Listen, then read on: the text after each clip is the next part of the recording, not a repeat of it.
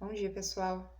Esse vídeo eu vou gravar explicando o último tipo de dilatação, que é a dilatação volumétrica. Nós já vimos a linear, que eu vou analisar uma dimensão, a superficial, vou analisar duas dimensões, e a volumétrica, então lembra volume, e para cálculo do volume, vocês têm que lembrar lá do nono ano como que eu calculo o volume. Eu vou analisar três dimensões. Além da largura e da altura, eu vou ter também o comprimento. Então, largura, altura e comprimento. Três dimensões. Então, eu peguei aqui o exemplo de um cubo. Então, o cubo, ele tem um volume inicial. Ele tem um volume inicial. E o que acontece aqui? Aumenta-se a temperatura. Então, eu tinha uma temperatura inicial, aumentei a temperatura, eu vou ter uma temperatura final. Quando aumenta a temperatura, o que acontece? Uma dilatação, um aumento nas dimensões. No caso da dilatação volumétrica, vai aumentar as três dimensões. Então, eu vou ter um aumento no volume. Então, por isso o nome volumétrica. Eu vou ter uma alteração no volume.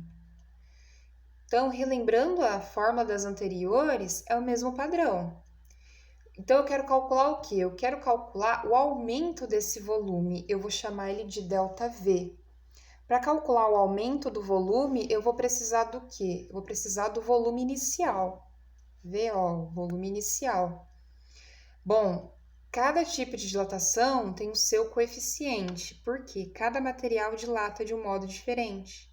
No linear, eu tenho o alfa, no superficial eu tenho o beta, que é o dobro do alfa, e na volumétrica eu vou ter o quê? O gama, tá?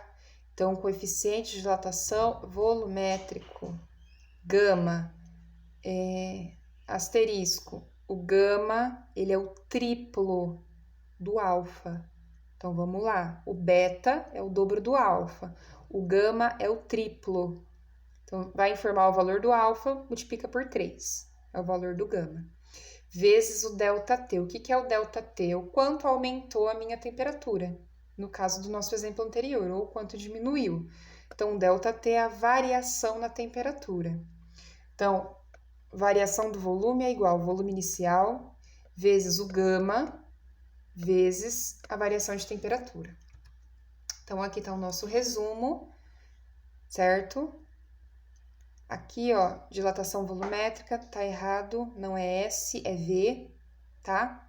Então, V é do quê? De volume final. Então, volume final é igual ao coeficiente de dilatação volumétrica, que é o gama, vezes o ΔT, que é a variação da temperatura. E muita atenção, o gama é o triplo do alfa, certo? Então, pessoal, dilatação volumétrica é isso.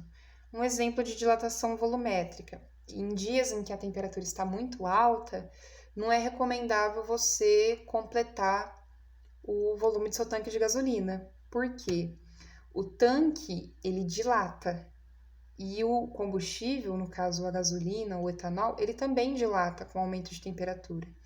Só que nós temos uma curiosidade. Os líquidos dilatam muito mais rapidamente do que os sólidos.